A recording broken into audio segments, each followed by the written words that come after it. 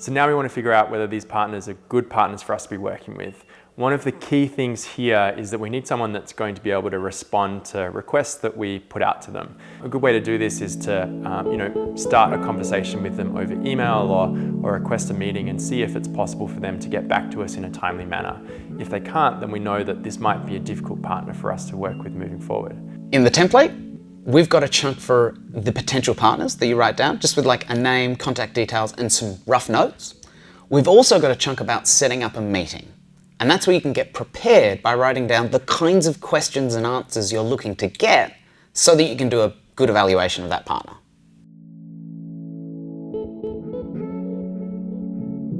So when we go through this process, the first thing we do is we try to figure out whether we know someone who knows someone inside an organization. And if we do, then it means we can get a warm introduction, which makes this process generally much easier.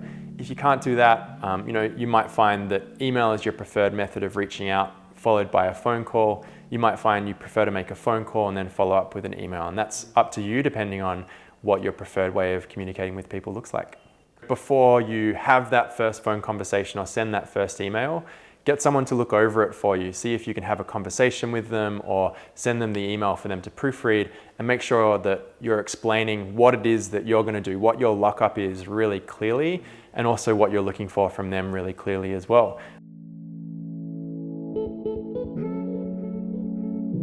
Remember when you're writing intro emails to these people is that you just want like a super short, snappy explanation of what you're doing and what kind of relationship you're after.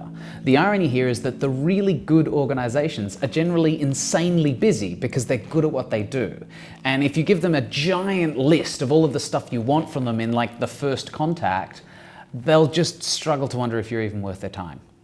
In this first stage, when you're reaching out to someone, you need to make sure that you can really summarize what your idea is and what you're trying to achieve in hopefully under 10 words. Remember to keep your intro emails really short, snappy, and honest. Like, hey, we're really interested in problem area X and your name came up in our research. We're a small social enterprise. We're looking to put 50% of our profits towards this kind of organization. Can we have a quick 20-minute Skype about a potential relationship?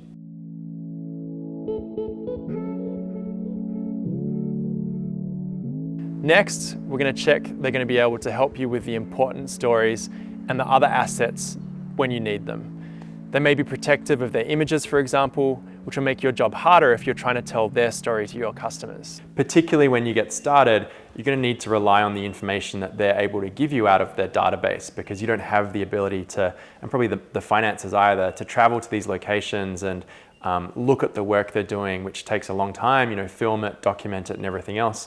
So what we're trying to do here is sort of basically run a really quick experiment to see how responsive this organization will be to some of the requests that we're giving them.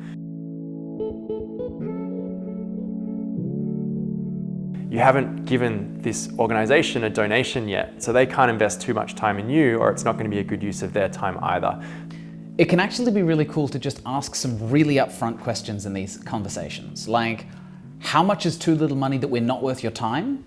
And how much is so much money that you won't be able to deal with it? Obviously, they're going to tell you no amount too big or too small, but if you cut to the chase, normally they'll give you some kind of boundary, which is really cool because it lets you know into what area you'll need to grow to have a really good partnership with them. The way that we first did this was we agreed that we would give a minimum donation of a certain size, which was a difficult pill to swallow when we first got started.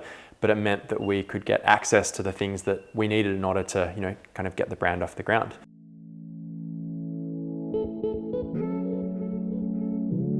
You might also find in this stage that when you're getting started, it could be worthwhile trying to find an organization that has a well-known and trusted brand. Once you find an organization that you think might be a good fit, it's always a good idea to, Google around that organization and see if there's information that maybe you haven't initially come across that some people find alienating. It might be an organization that some people don't think are doing a good job, and it's possible to dig deeper and find out if that information's online. It's surprising how much you can understand about a charity just by looking at their website. Find the bit where it says impact, and it's got numbers and information about what they actually do. If it's full of words like empowerment and sustainability and kind of nothingy buzzwords, there's a good chance they're not actually creating a real impact. If they've got graphs, data, and real insight into what they're doing, they're probably worth a look. Most people don't actually go and look at charities' websites in any detail. Once you've seen a dozen of them, you'll be able to separate the good from the bad.